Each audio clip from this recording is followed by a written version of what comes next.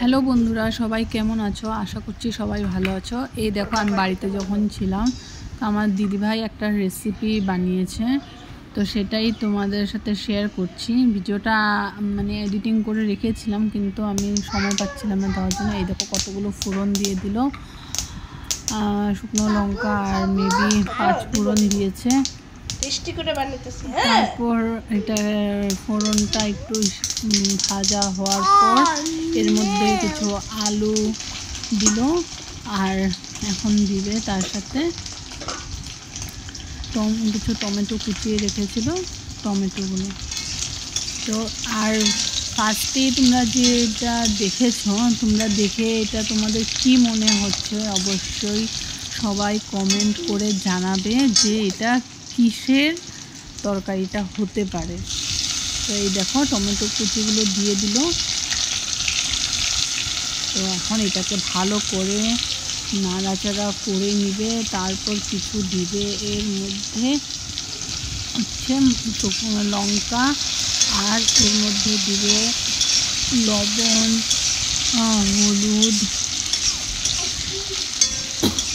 এগুলো দিয়ে ভালো করে নেড়ে চেড়ে নিবে।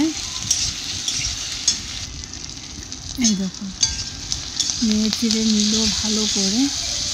তো তারপর ভালো করে কষাবে, এখন ভালো করে কষিয়ে তারপর এতে জল দিয়ে দিবে, জল দিয়ে রাখবে।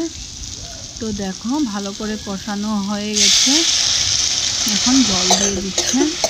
তো এখন জল দিয়ে কিছু সময় একে ভালো করে ফুটতে দেবে, যেন আলুগুলো সিদ্ধ হয়ে যাবে। তো তোমরাও একবার এটা বাড়িতে ট্রাই করবে। আর আমি শেষে বলবো যে এটা মানে কিসের তরকারি, ঠিক আছে?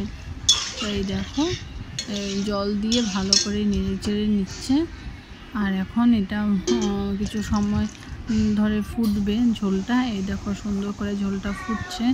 এরপর এই যে রেডি করে রাখা জিনিসগুলো এগুলো দিয়ে দিবে, এখন এর মধ্যে এক এক করে দিয়ে দিবে, দিয়ে ভালো করে নেড়ে চেড়ে নিবে। আর আমার চ্যানেলটাকে সবাই সাবস্ক্রাইব করবে, লাইক করবে অ্যান্ড শেয়ার করবে। আর ভিডিওগুলো অবশ্যই তোমরা পুরো ভিডিওগুলো দেখবে, তারপরই লাইক কমেন্ট অ্যান্ড শেয়ার করবে। ভিডিওগুলো আধা দেখলে সবারই প্রবলেম হচ্ছে, তো পুরো দেখবে। তো দেখো এই তো ভালো করে নিয়ে ঝোলে সব ডুবিয়ে ডুবিয়ে দিচ্ছে, ডুবিয়ে দিলে ভালো মতো সেদ্ধ হলে ভালো লাগবে খেতে। তো বলো এটা কি হতে পারে, কমেন্টে জানাও। Bye bye.